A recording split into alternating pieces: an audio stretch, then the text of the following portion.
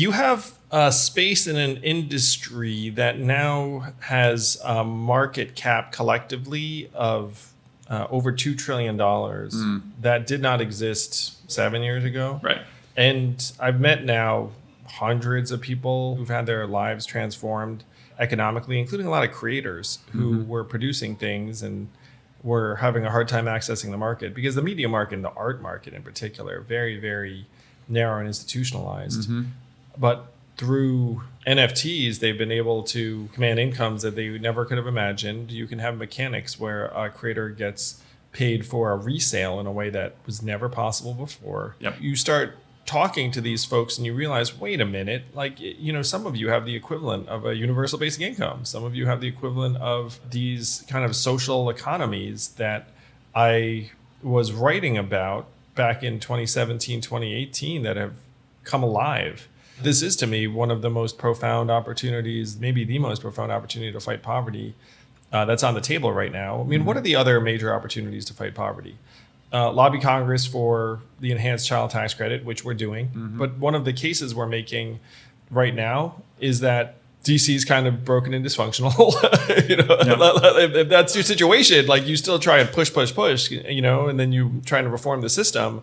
But you also look around and say, wait, like there are whole new economies that are emerging that are being enabled by digital currencies and other innovations. So let's try and make the most of that. Yep. And if you have a space that's worth trillions of dollars, one of my personal ambitions by coming in and saying, look, we have to demonstrate that this can be used to benefit the broader public than maybe it's perceived to, or maybe than it is right now. Let's take $1 billion and fight some poverty with it and then show people what can be done. I mean, $1 billion would be a very small fraction of what's happening in Web3. Yep. So I'm pumped about it.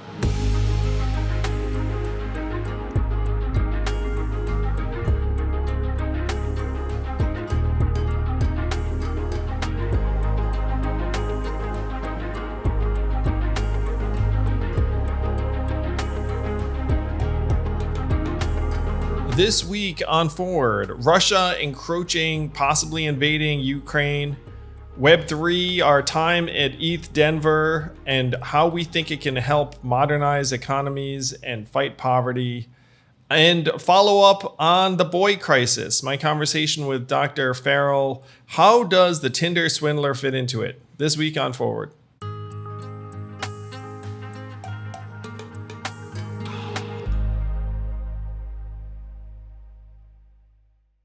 We're live. It's happening.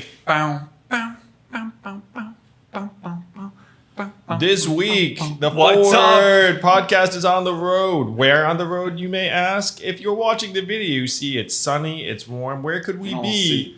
But the beautiful island of Puerto Rico. And it's amazing. What's that? Do Zack and Andrew vacation together? Not usually, man. Not usually. No. We don't have that kind of relationship. But this time we're doing a quasi work retreat. Carly is here doing some Web3 work. So there are all sorts of fun reasons to combine forces here in Puerto Rico. It is lovely here. It is lovely. And for anyone, I cracked a beer, local Medalla light beer, local to Puerto Rico. Gonna make this podcast interesting. And yeah, Crypto Carly is shooting her own version of, let's call it Web3 meets Parts Unknown. And she's a different type of version of Anthony Bourdain, theoretically. So yeah, we're productive. The kids are here. You might see the little ones. Yeah, my kids might wander onto set. Yeah. It's good times. Well, we're here. Welcome back, folks. Yeah, so the world's attention is on the situation with Russia invading Ukraine or not invading. It certainly seems like an invasion is imminent. As of this recording, they had declared some of the separatist territories to be Russian in essence and sent a bunch of troops in. By the time this airs, it could be that full-on invasion has begun. Certainly seems like we're trending that direction. They announced a potential summit between Putin, Biden, and Macron that everyone knows won't happen if full-on hostilities. occur, and the odds of that again seem pretty high. So occasionally I get asked something. It's like, hey, if you were president, what would you do? Which is a reasonable. That was my first question. I ran for president. I actually remember. You remember this when during one of the debates they wanted to stick it to me. So they said, like, what would you say to Putin when you first call? You have no experience being up here. What would you say to Vladimir Putin? And then I said, sorry, I beat your guy. And then I got a laugh. They got a laugh. Thank you. But this situation does make me very, very sad, where Putin is aggressively trying to reconstitute the USSR. Ukraine has a system of government that's at least somewhat democratic. I feel like this invasion is trying to take advantage of American vulnerability and instability, in part, maybe Biden's unpopularity. And one of the interesting things is that in another type of regime, maybe a Biden type would say, common enemy, Russia, let's go. But it seems like that's not the tone at all. It seems like the tone is centered around sanctions and punishing Russia economically, which is something that Russia and Putin, I'm sure, fully expect and expected. So that's not going to dissuade them in this. But you're not seeing this kind of call to arms feeling at all, where Biden is saying, okay, sure, things may be kind of faltering a little bit in terms of my domestic agenda, but here's something Americans can rally behind. Right. So I will say this. I'll preface by saying we are not experts in foreign policy or specifically Russia-Ukraine relations. We should try. I'm going to try and get Ian Bremmer back on here. So I was reading The Rise and Fall of the Third Reich, a fascinating book on World War II and basically Hitler coming into power. And it's long, so those guys don't be like, you read this and it's so dry. I'm sorry, but it is long. But it's interesting. And one of the biggest things that was happening when Hitler's rise to power was occurring was he was slowly but surely invading some of his neighboring countries with like relative justification. Like, I don't think you could say, yes, that's okay. But there was, like, in the same way Russia has right now, it's like, hey, we do have territories here, or there are Russians getting persecuted or something along those lines. We've made the modern Ukraine today. Russian is the most common language, most popular language, I think, in Ukraine, or one of them at least. So there's like kind of false justifications there for an invasion. And the rest of the world is like, I don't want to go to war for Ukraine. You want to go to war for Ukraine? Like, I don't. It's like that. And it feels like Russia knows this, is playing chess a bit, where the rest of us are maybe we're playing checkers. I'm not really sure. But they're putting the EU and us in a situation where, like, well, we don't want to put our troops over there. But if Russia goes in, they're going to stomp Ukraine and take what they want. And the question is, what are the consequences of that action? You know what I'm saying? If we're doing nothing, which we're probably going to do, we'll do some economic sanctions, that sort of thing. But the consequences when Hitler did it were awful, because then he basically bought himself more time to grow his army, grow his territory, and then he became tougher to beat. So Russia's ambition seems to be to reconstitute the USSR. There is a massive difference between now and the 1940s, where that predated nuclear weapons, where in this case, Russia's a nuclear power, where a nuclear power, there are other nuclear powers. So it becomes much more of a stakes and judgment question, where it's like, what are the stakes? Is this something that we will go to conventional war over? And then will the great powers be able to exercise restraint so that that conflict doesn't escalate to something unmanageable or unconscionable? I'm a little bit surprised that Biden isn't taking a more robust stance here, because Russia has been screwing with us very, very clearly for years and years in terms of hacking our democracy, honestly. I mean, you know, like Russian bots and interference in the last election and everything else. And when I was running for president, I said, look, these are acts of hostility. Most Americans get it. And if you were to say to Russia, you have to stop trying to subvert elections and misinform the American people. Misinformation really is one of Russia's go-to moves. They're excellent at it. So you should take that as an act of aggression. And it's happening every day from everything we can see. And then when they supplement that aggression with trying to absorb their neighbor, and regardless of the history that Ukraine used to be part of the USSR, et cetera, I'm not sure why Biden isn't taking this is a great opportunity for us to frankly show Putin that we're not going to lay down and have him just expand and attack and do things that are out of bounds. I mean, the calculation seems to be that Ukraine is not worth going to war over. Right. From the outside looking in, my question is that, well, we don't really have a public conflict at the moment, right? We pulled out of Afghanistan. Is this a possible, like, is this becoming an issue? Possibly a whole bunch of moneyed interests leaning on certain elected officials. Is this real? Well, is this, I mean, if that were happening, then I feel like you would see more of a call to arms kind of thing. So we're spending, let's call it $1 trillion a year on the military. I think it's around that neighborhood. And I've always been more or less aligned with the thinking that we're overspending, that a lot of the money we're spending isn't really making us safer.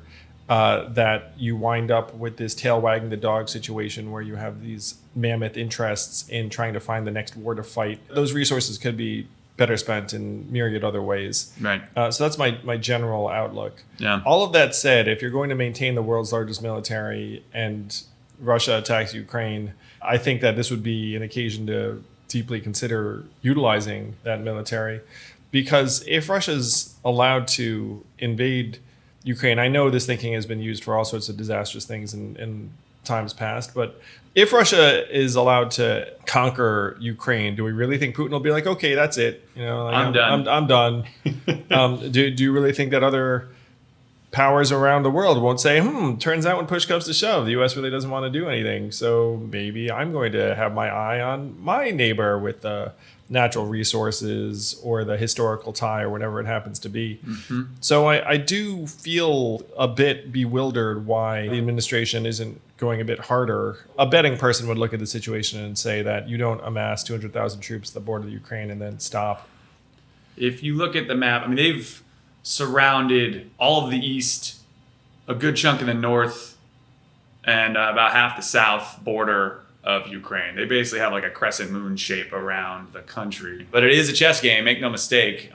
There's more to this than we understand or know that's not public. We, as usual, with this administration are losing the PR battle, I'll say that for sure. And Americans are just left like confused and holding the bag, which is why I wanted to talk about it in the pod. It's like, I don't know what's going on. I think the average person, I think the takeaway, I think for folks like us just listening is like, this is a big deal, or probably a big deal, definitely potentially a big deal. It is unclear how America is going to respond, but it will affect, I think, it will definitely affect, the time from now to the midterms for sure if it blows up, and possibly the rest of the administration in terms of the shape of power structures globally. I don't know. Yeah, it just feels like the U.S. is receding. And again, if I have a philosophy, it is rebuild yourself at home first. Yeah. That if you're collapsing at home, then nothing else is going to work.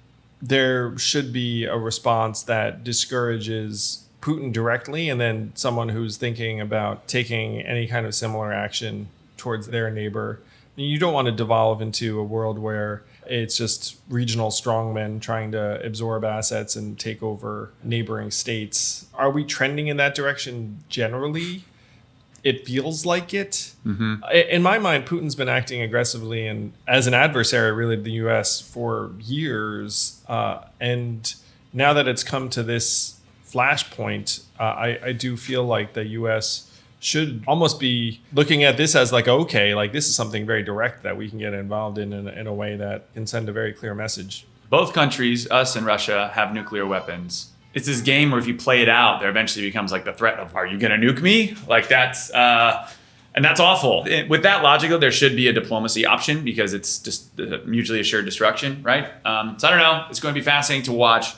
We will do our best to try to like parse through what's real and what's not, which is, because right now you're seeing both sides like kind of, I don't think the Republicans and Democrats are truly united on this. I think the far left's like no war, and the middle left is like Joe Biden's gonna be strong, and the right is like fuck Russia. But then there's part of the right that's like Joe Biden is reckless foreign policy. Like you've seen those. I think our general history has been to be a bit too eager to go to war, shall we say? And I think that Democrats have gotten kind of bullied and shamed into being for conflicts that they weren't genuinely for because they didn't want to appear weak. Mm-hmm. Hillary's war authorization vote comes to mind.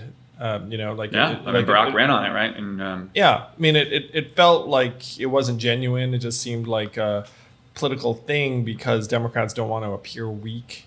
So it is funny, like where a lot of the things I'm saying are still cutting against my thinking for this particular episode, where it's, I mean, put bluntly, it's like Putin's been fucking with us for years in ways that have really been very destructive, and now he's attacking Ukraine, and if we don't have a commensurate response, then what was it all for? It's like that. It turns out he weakened the United States resolve to a point where he can attack a neighbor. There are, and I think I'm somewhat biased on this because I met a bunch of Ukrainians over like the last number of months and years. Yeah, just like just on the trail. Or yeah, what? Just out and about, and I've liked them. Yeah.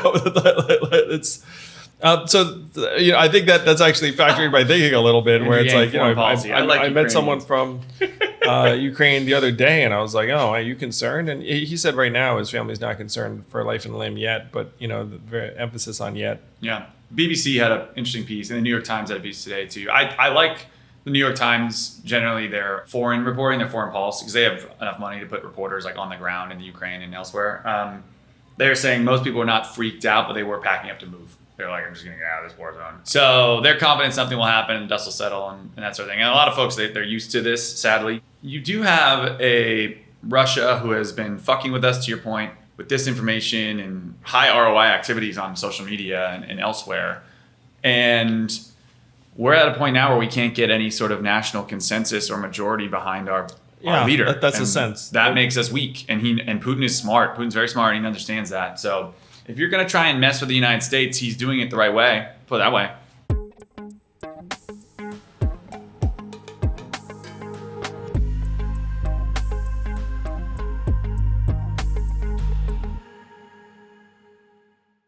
So here's a fun fact. 90% of coffee from the grocery store is actually stale. You heard that right. The coffee you know and think you love needs an upgrade. So instead of rebuying the same old, let Trade Coffee send you something freshly roasted that you're literally, by the numbers, guaranteed to love. So Trade sells the freshest roasted and ethically sourced beans from America's best independent roasters. So they ship it to you free, as often as you like, whole or ground. So if you love coffee, this is the place for you. So whether you're a coffee nerd or just love a better daily cup, Trade's real coffee experts taste test over 400 roasts and use tech to match you to your ideal coffee based on your preferences and brewing method. It's pretty freaking cool. I took the quiz, found out all these different types of light roast and where it's from, the types of coffee that I like, and it's been great. And it comes to me, I brew it up, and it's wonderful. And frankly, you could save money doing this instead of spending, $4 for a cup of coffee in some of the places where we can get, let's call it your fast food coffee, if you will. This is better, ethically sourced, made at home, awesome coffee. So right now, Trade Coffee is offering a total of $20 off your first 3 bags when you go to drinktrade.com/Yang. So to get started, take their quiz at drinktrade.com/Yang and start your journey to your perfect cup. That's drinktrade.com for $20 off your first 3 bags. Check it out.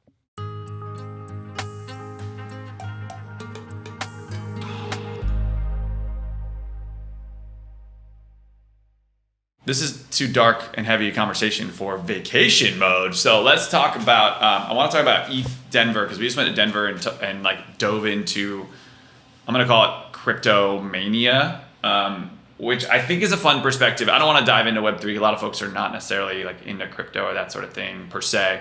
But this was a wild experience. How was your time in Denver, Andrew? What did you learn about? I had a blast. It reminded me of a lot of tech conferences I've been to, but turned up a bit higher. Yeah, they threw you on main stage last minute, which was really fun. Yeah, I saw a lot of people I knew. Yeah, a lot of the Yang Gang, former Yang Gang, current Yang Gang, whoever it was, have gone into Web3, which has been fun. Yeah, so had a blast.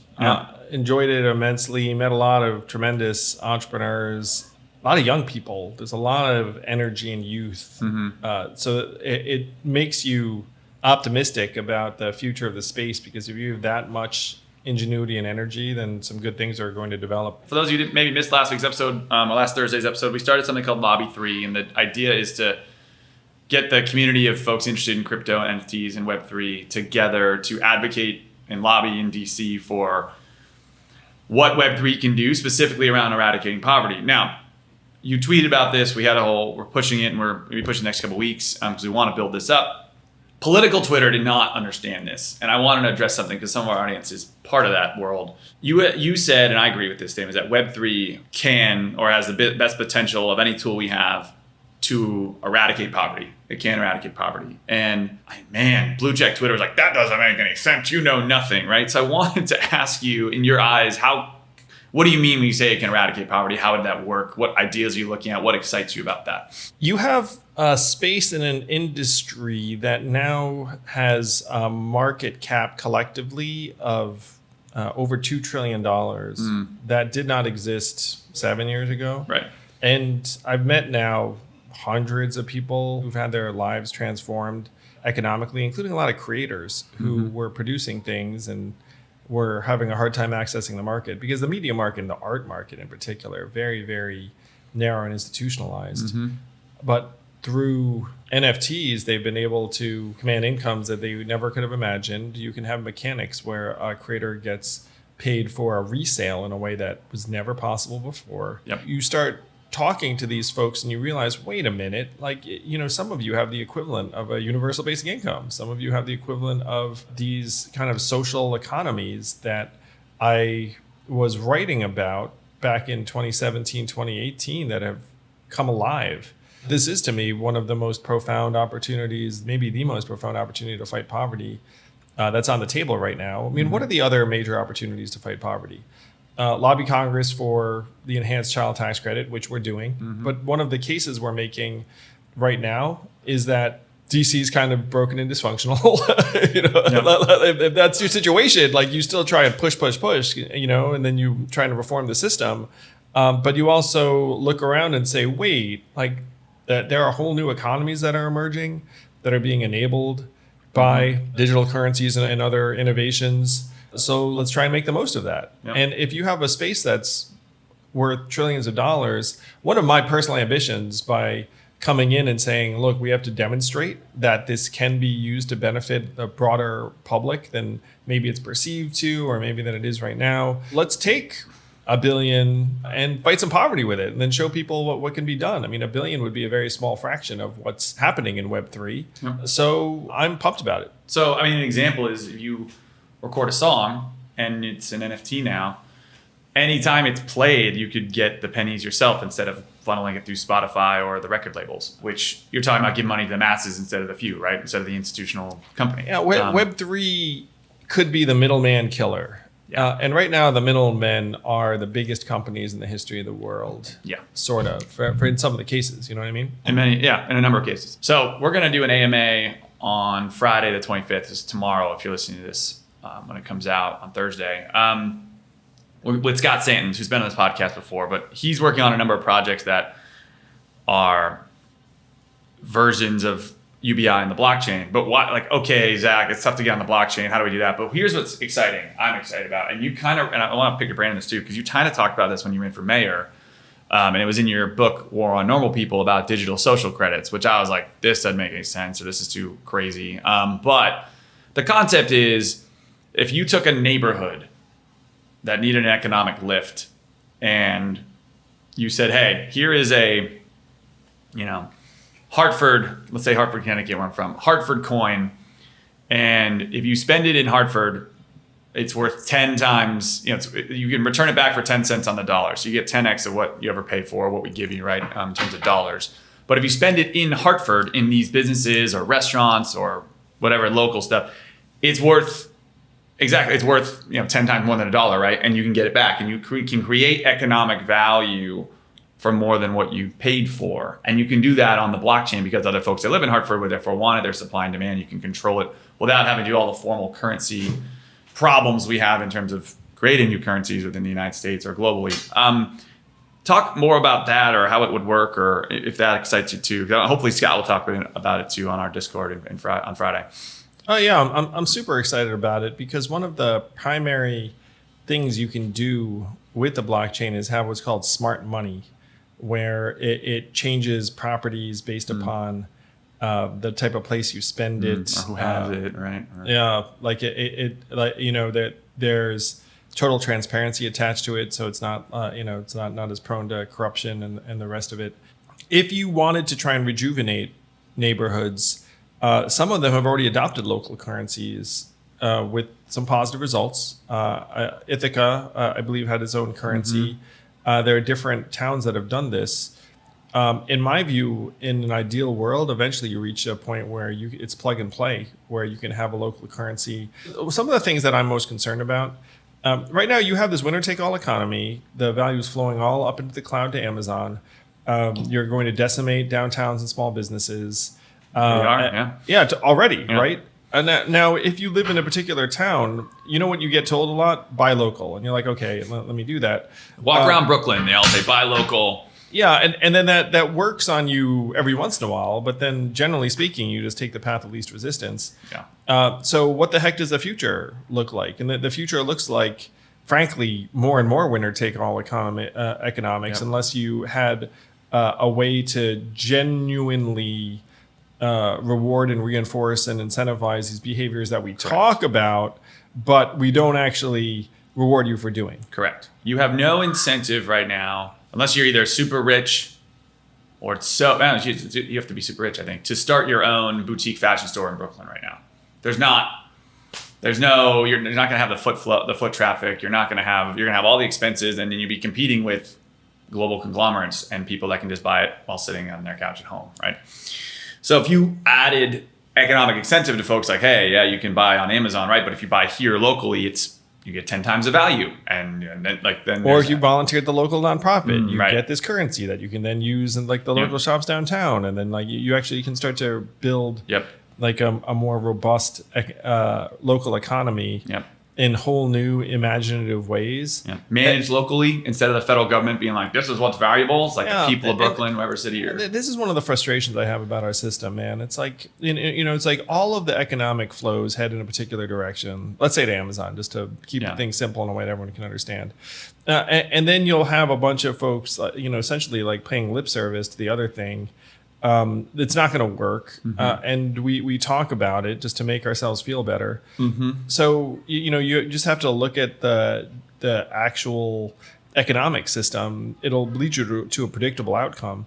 Now, the great thing is that you can build whole new local economic systems. I mean, this could become like a nonprofit executives or museum executive or city planner or like local officials' dream come true. You're going to redo cities faster than you ever could have before. Yeah, the frustration I have is like we're essentially the people who are put in that position, and you and I know this as people who ran nonprofits. It's like they're like standing on top of a sinking ship, but all their economic incentives are just to like talk about, we can if we all come together, we'll be able to like create the whole voices we need to do, even though. blah. And hey, I'm not getting paid enough, and like all I do is sing for my supper so that my organization can stay afloat until I'm out and the world's going to disintegrate around me. While I'm that's and meanwhile, what are they solving? Nothing, right? Like they talk. So what you need is different economic systems that can be adopted at a localized level, and the blockchain and Web3 are potentially a very powerful way to do that. Yes. What we're trying to do is that it's new, it's exciting, but it is the Wild West right now. It does need like sensible regulation and oversight, because if done wrong, there's scams, there's done wrong. Like you don't want to hurt the people who are already vulnerable, right? With bad systems that are ineffectively managed, but you also want to empower the right people to set them up. So that is the point of Lobby 3, to figure out ideas like this that can get people banked for the first time, give them economic incentives locally, redo our broken system. And we need the federal government and our state governments to really understand this, be educated on this, know what to advocate for. We need the left, in my opinion, to be championing the human side of this. Right now, they're like, crypto, meh. And that's destructive to me. Well, the left, in theory, is for broader distribution. Everything we just said, yeah. It's for transparency. It's for trying to dislodge some of the megacorps. And Web3 could be a path to these things. It's just that most folks on the left have something of a skepticism or mistrust of technology and innovation at this point, unfortunately, which, Yep. which is something that, I'd love to help change. And I get that. We're trying to change it. That's what Lobby 3 is doing. So if you want to check it out, we're going to be with Scott tomorrow in our Discord.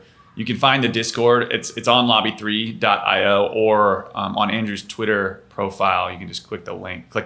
And that'll be in the afternoon, and it should be up for a while too. So anyway, super exciting. We start building this community on Monday upcoming, which is crazy. We have by the time you got this, we're gonna be close to 4,000 or 5,000 people in the Discord and growing, which is super exciting. We've got this whole new community. If you're into Web3, join us. If you're not into Web3, maybe use this opportunity check it to out. get into Check it out Friday. Or you can ignore it. Don't worry about it. Yeah, it's as long as your friends in crypto know about it, you should be okay. There's enough voices there that are excited about this that we can get behind it. Yeah. Hopefully, we'll make it obvious a little bit later. That's true. That's one of the things we'll work on.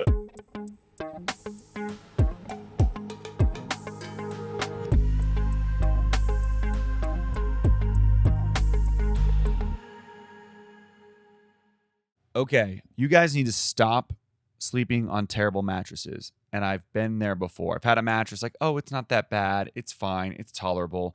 I got a Helix sleep mattress and it has changed my life. It's changed my back. It's changed my sleep. It's changed my mental health. It's changed my energy because a good night's sleep works wonders. So look, Helix Sleep has this very simple quiz that you can just take 2 minutes to complete. It matches your body type and sleep preferences to the perfect mattress for you. Why would you want a mattress made for anyone else? Makes sense. With Helix, you get a mattress that you know will be perfect for the way you sleep. And they know that. So you have soft, medium, firm mattresses. Mattresses great for cooling you down if you sleep hot. They have mattresses great for spinal alignment to prevent morning aches and pains. They even have a Helix Plus mattress for plus size sleepers. Like, you've got all your options. So I took the Helix quiz. I got the mattress I needed that fits me, and it's fantastic. So if you're looking for a mattress, take the quiz. Order the mattress that you're matched to, and the mattress comes right to your door, shipped for free in this little highly packaged box, and it's wonderful. You never need to go to the mattress store again. So here you go. Go to helixsleep.com/yang, take their 2-minute sleep quiz, and they'll match you with a customized mattress that will give you the best sleep of your life. 10-year warranty. You get to try it out free for 100 nights, risk-free. Totally awesome.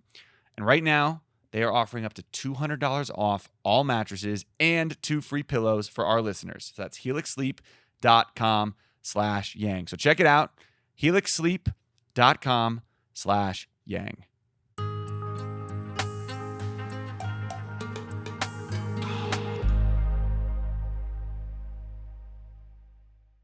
This past Friday, I had a watch party for the Forward event in New York City, which you were a part of. You remember that night? Oh yeah, I was there. Yeah, and I made a cameo in that, if I recall. Yeah, I know you're in the video, a little man. bit. So it's one of the things that I hang around the Yang universe. You know, I'm on the pod. I come out, I introduce him once in a while. Anyway, keep going. So reliving that night was a lot of fun, and I relived it with hundreds of people that decided to watch it live with us on Friday night. And I can't wait for people to see this recording. So if you haven't seen this recording, if you go to forwardparty.com, there it is behind a paywall right now. It's like $10 donation to Forward Party, which I'm going to suggest is not that big a deal. Yeah. But I'm so proud of it. I can't wait to get it out everywhere, and eventually it will make its way out into the world. But what a great night that was, man. Watching it myself, like the producers did a great job. I actually had not seen the final version. Have you seen the final version? I haven't seen the final file. No. So it's really they beautiful. Made it good, right? Yeah. They did a very, very strong job. So, I just wanted to say thank you to everyone who showed up and joined the live stream last week, because it was really a joy to relive it with you. And if you weren't there, don't worry about it, but do check out the video, because I'm really proud of it. It's like me talking about some of the biggest ideas from both the presidential and the launch of the Forward Party for 48 minutes or something along those lines. So it's the equivalent of like a Netflix special. Yeah, it's like but it's like half TED Talk. It's like double length of a TED Talk or so. It's half that, but then half a bit of stand-up comedy. Like I did wax comedic. It's pretty funny. Because how are you going to entertain people for 48 minutes if you're not at least somewhat funny, We brought, actually, I'll give you this. We brought Carly's parents to it. That's what I think about. I think about the Rileys. And they're pretty, like, they're fans of Andrew's, obviously, but they're critical because they've seen him speak and other things. And they were like, her dad in particular was blown away. He really liked it. So he's a tough guy to please. So I'll give you like some context. I think you'll enjoy it. It's worth your time. And it's very eye-opening what's going on in the world. Monday's podcast, we had on Dr. Warren Farrell, who's the co-author of The Boy Crisis, Why Our Boys Are Struggling, What We Can Do About It. And this is a topic that you're very passionate about, Zach. We've been talking about this for a while, too. And his book just hammers you with figures and stats, and it's just eye-opening and depressing. Well, I'll tell you, as a dad, it certainly made me feel kind of good about myself, because apparently dads are really fucking important. And all you need to do is show up as like the biggest one. You just show up. That's like, I mean, it did make me feel kind of good on that level. Where I'm it's here. Like I exist. I mean, I'm on the road a lot and I'm pretty busy, but your number one goal exist. is to stay married, man. I mean, that's a big one, right? I have two things I bring to the table. One, I exist, and two, I roughhouse. Roughhousing, very key. Yeah, but who knew? Boys need to I learn mean, to I fly. knew, so I did it, but Yeah. I continue to do it. But now when I roughhouse, I actually Speaking of feel roughhouse, like there I'm they are. being a fucking awesome dad. So it's a good feeling. Yeah. But the book was a very bleak portrait that's getting more bleak.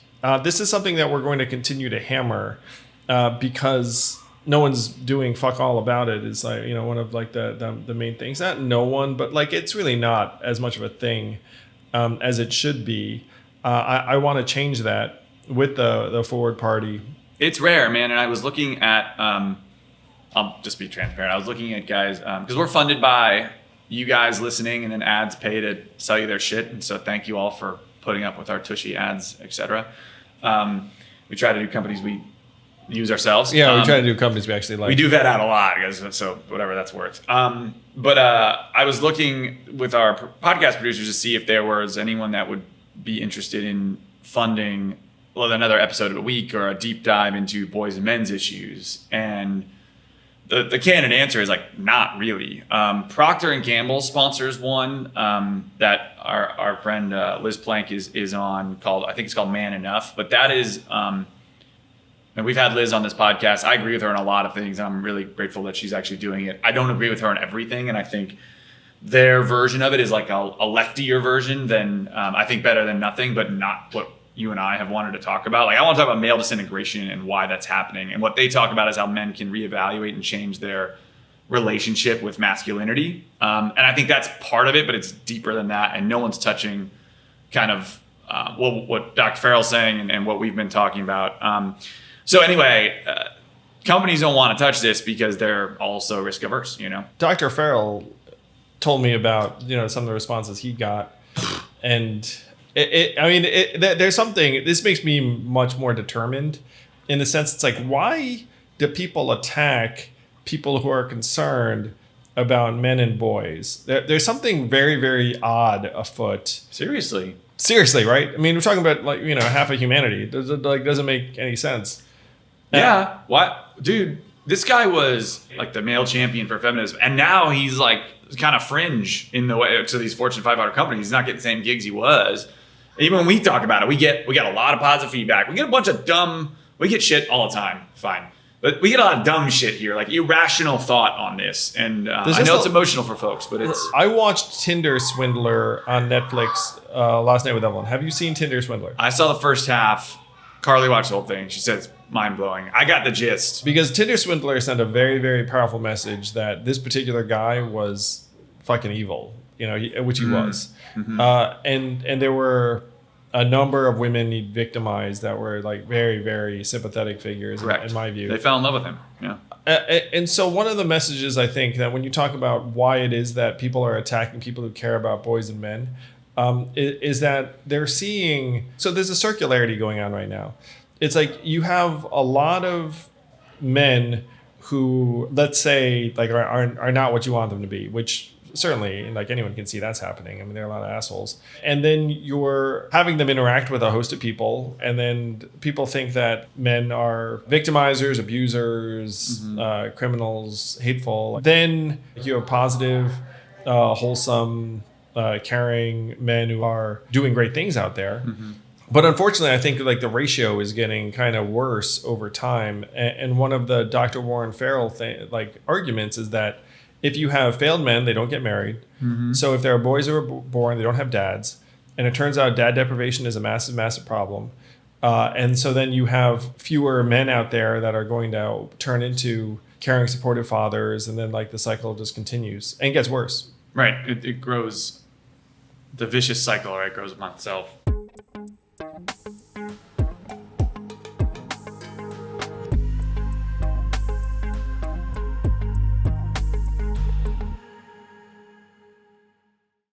Ask yourself right now, how is your mental health? Is something preventing you from achieving your goals? Is something interfering with your happiness? I want you guys to check out betterhelp.com/yang. I did this myself. I got a therapist, mental health coach, and someone I could confide in and talk about what I'm going through on a daily basis. And it was game-changing, life-changing, I'd say. So it's not a crisis line. It's not self-help. It's professional counseling done securely online. So check out BetterHelp. You can send a message to your counselor anytime. You'll get timely and thoughtful responses. And plus, you can schedule weekly video or phone sessions, whatever is convenient for you. So you're talking about depression or stress or anxiety or relationships or sleeping, trauma, you name it. Anything you share is confidential, convenient, professional, and affordable. So I want you to start living a happier life today. So as a listener, you're going to get 10% off your first month by visiting our sponsor, betterhelp.com/yang. So join over 1 million people who have taken charge of their mental health. Again, that's betterhelp, HELP.com/yang.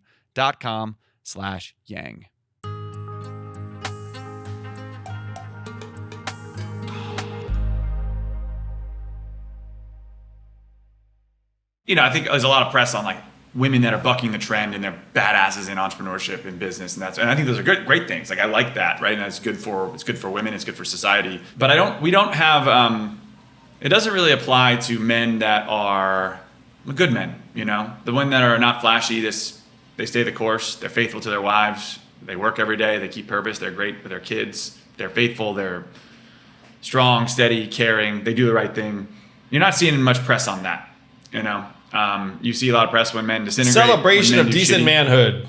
Yeah, and the majority of men are decent, but it's growing in number how many of the bad ones are, and when we don't focus on it, And that's my fear. It's been my fear this whole time, is that men disintegrating hurt women, and they hurt everybody by the numbers, but they'll hurt women the most and the most vulnerable the most, or hurt themselves. Yep, it's that too. That's true. Which also hurts women. Like if you're a father and you have kids and a wife, and then you disintegrate into drugs, pornography, mental depression, and suicide. Or if you're a boy. And so I saw for the first time last week, Evelyn did this too. She's got us tickets. We saw Dear Evan Hansen. Have you seen Dear Evan Hansen? I have not. It's been on my list. I heard the movie wasn't great. The movie you saw, the play? We actually went and saw the play. The play is amazing. Yeah, that's apparently wonderful. I haven't never got into it, so no, I haven't. It was very on point to what we're talking about right now, because Evan Hansen is a troubled teen with a single mom. And the single mom's trying, and very sympathetic. But she doesn't really get what's going on with her son. And then her son has serious struggles and problems. And I felt like a lot of people could relate to a lot of aspects of this play. I felt like it was very American. It was very of the moment, because I think that there are a lot of troubled boys, male teenagers with single moms, where the mom's trying but doesn't really get it. And one of the men that Dr. Farrell described, he was raised by his mom and his aunts, and he hated them, which it's like, it makes you sad to hear that. But because of that, like he just hated women, because like the women in his lives he didn't have a good relationship with. So there's something very, very important about kind of interrupting the dynamic that's building up, because you have these boys, and this boy who wrote Dr. Farrell talked about he just didn't have any structure in his life because he didn't have a father figure or male role model around. I do think this is a microcosm of what is fueling the disintegration of American life, is that you have a lot of kids growing up in that kind of environment. And again, for whatever reason, a lot of mainstream media don't want to look at this as like a struggle. like everything that you see is around. And these are things I'm for, by the way. It's like, girls succeeding, women succeeding, people of color succeeding, like, people like LGBTQ succeeding. Like you get that message all the time, like, 100 times a day kind of thing. And again, you could be like, yeah, I'm for these things. But there's like an aspect that it seems to be at the expense of someone. Let's say that you are, and I use you always, Zach, because you're so perfect for it. But if you're like like a straight white dude succeeding, like anyone celebrating your success? No, not particular. And then we had our moment. It sounds like so. That like you need everyone to succeed. Like it doesn't, like I'm for people of historically marginalized groups succeeding, but I'm for everyone succeeding, and I'm for like that fucking poor white like kid in the Midwest having like a shot at life instead of like growing up and getting ticked off and eventually like just saying like, yeah, like what's the point? I mean, like that's freaking terrible. It's like heartbreaking. It like doesn't matter I feel like we've hit this note before, but that this there has to be a tough like real talk I suppose about this stuff. So talking to Dr. Farrell about it is definitely, if anything, bolstered my desire to try and make this case in a way that's productive and lead somewhere. And I was heartened by the fact that folks grappled with and did not dismiss like the Washington Post article. Yeah, that got good. Your op-ed, yeah. Yeah, I find myself mystified that I'm somehow becoming like a spokesperson for American masculinity just because it seems so random. Well, no one's doing it. That's the point. Like with a big aspect of this, Andrew, is no one's talking about it. And I'm not coming at this from a boohoo Zack perspective, like no one's celebrating my success. I'm coming at a perspective is I know guys that if they feel like they don't have a path forward or a purpose, or they're told that you're a failure, you're the problem, which is a lot of it, they devolve into dark things. They head the wrong direction. That ends up hurting all the people you're trying to bump up, by the way. And at worst, it's school shootings and suicides, but at best, it's pornography and video games and various levels of anger and social media fire and discord. Yeah, James said to me, James Treacle, who's right behind the camera, but he said that my purpose in American life is to say the things that people kind of sense on some level, but are not being said. It's like, did people sense that, oh, by the way, we're automating away millions of American jobs and, we're going to wind up in dark places and we should probably start thinking about universal basic income? I think a lot of people sense that, but just that, like, there was no one whose institutional incentives were to make the case for it. I feel the same way about boys and men, where like a lot of people sense this is going on, but for whatever reason, there are no institutional incentives to talk about it, even though it's very, very human and in my mind concerns everyone. Yep. I talked about Ian Bremmer earlier, but he had tweeted a graph about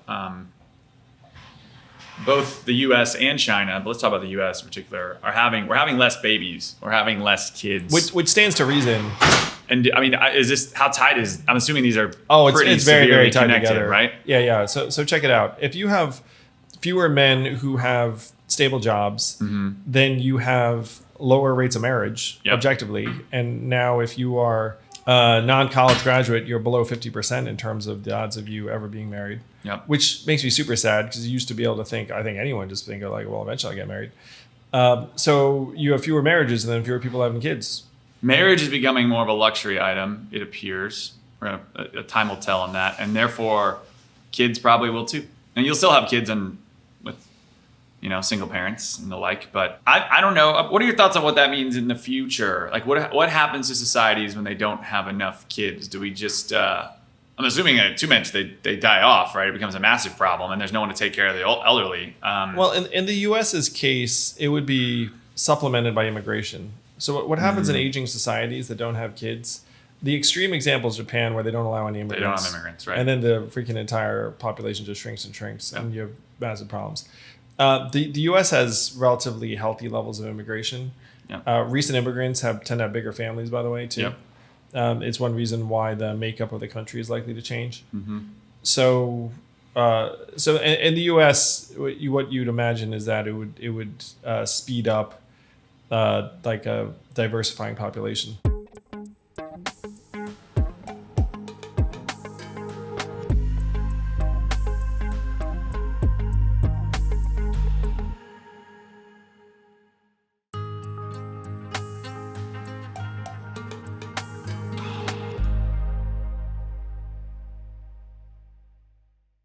in some of these, and I see this, some of these immigrant communities or some of the like lower income communities, that the public services suck. Public schools sucks. Healthcare sucks. Food sucks. Like you end up with more people getting, whether they're piling up at the bottom with less economic opportunities to go up. And then you have fewer and fewer at the top, even just by the numbers, ignoring the economic opportunity in some ways, just by sheer less rich people existing, right?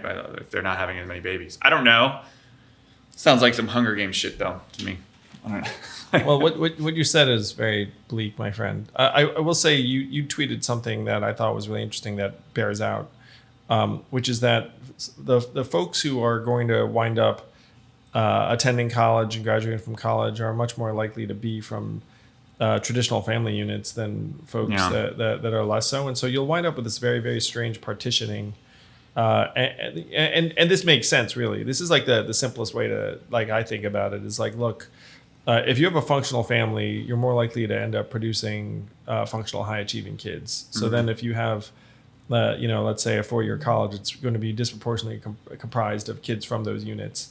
And so that's going to be, in my mind, one of like the real differentiators or conveyors of privilege and opportunity is like, did you come from a family with a dad, like a 2-parent household? And so if you can swing that, then the odds of your outcomes being positive go up.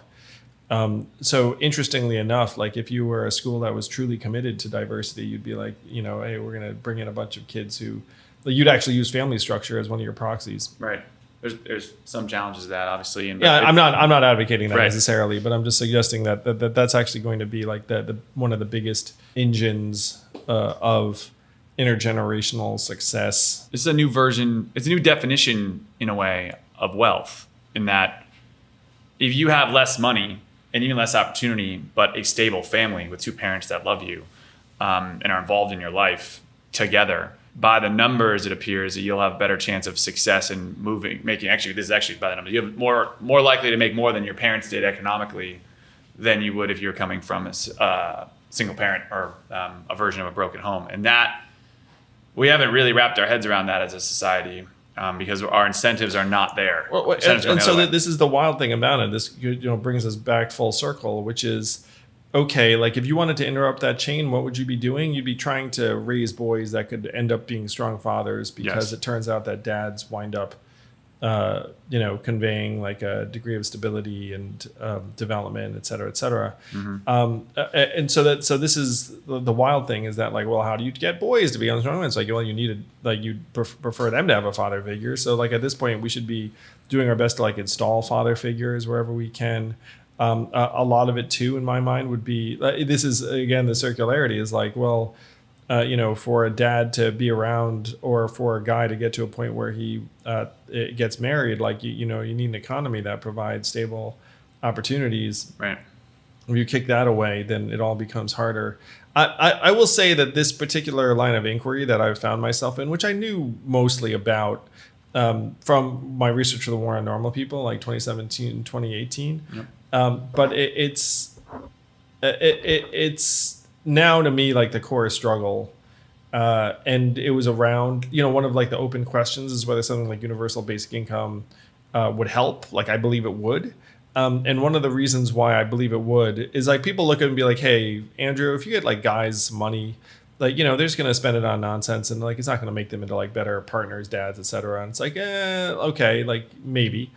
But one of the things that I remember reading about was like a family in West Virginia where there was a guy and he was hurt and he was trying to work, but he was having a hard time getting a job, and then his relatives were encouraging him to go on disability. And then they framed his going on disability as a way to provide for the family. It's like, hey, you got to provide. Like one of the problems I think is like a person shows up. Let's say it's like your younger male cousin or your nephew or whatever, and they show up and they're not worth anything. So even if they had like universal basic income, it's like, hey, that person's now like adding value just by being there and like and bringing some economic resources with him. And so that so this makes me think that yes, I do believe UBI is actually much more positive than it is negative in terms of reconstituting a sense of male value, because then the guy shows up, it's like, oh, he's bringing money with him. It's like, it's from that West Virginia family. who are trying to get this guy to be like, hey, you know, you got to provide for the family. And in this case, that means getting a disability check. Right. It's interesting. You know what it is? In doing all this research, I've been thinking like probably very similarly to the way you thought when you were looking at the automation statistics, and you're like, wow, this is a really big problem. Someone should run for president to bring awareness to this. Like maybe there's a world where I think someone could run for president on the boy crisis, failing boys and men. I think it would not be that great if it came from the right, but they might win. I think if they came from the left, they'd do a lot more good. A lot of the stuff right now from the right is capitalizing on the boy crisis. Yes. That's actually Republicans are great at this. They don't talk about the root of the problem, but they will fuel up. They'll take advantage of the moment, right? Of the symptoms. Yeah. Fox News has been doing this for years. It was like scare your grandma, piss off your grandpa type stuff. But I agree with you. This could be a pivot issue, and like you know, what direction you're running from would be fascinating. But I think this would galvanize millions of people very quick. And you have versions of this happening in some of the culture wars. The right is in flaring. I'm actually going to make a prediction, Zach. Yeah. Someone is going to run for president in 2024 on this. Look at that. I think you're right. I actually know who it's going to be. So all right. So there's your that cheat code. But Andrew Yang occasionally gets cheat codes. I think they do surprisingly well, and I think my prediction on that is that a lot more of their base is women than men. Not more women than men, but a lot more women than you'd expect. Well, good. You know, great. I mean, heck, yeah. like some of the women who are the than most for, like the stuff I've been putting out have been women who get it. They get it. Any mother of a son totally gets it. Any son that grew up without the right male role model and then found one, that's kind of the key. They usually get it too. They're like, oh wow, completely. I think a lot of women get it because a lot of women are seeing the symptoms of it and being like, yo, like that's not great. Yeah. Oh my goodness. Anyway, on a more positive note, we're out here in Puerto Rico having a blast. Let's go back to the sun. We are going back to the sun. We're going to go to the beach. Guys, I hope you do. I recommend taking a vacation somewhere warm, or if you're in somewhere cold in the months of January to March. So glad we're able to do it and kind of share house it up. But anyway, closing thoughts, Andrew? We rocking and rolling? Love, peace, brotherhood, sisterhood. Love, peace. We love you. Do they have any good expressions in Puerto Rico? Like in Hawaii, it's like mahalo. I don't know. I give up. We should cut this episode. We love you guys. See you next time.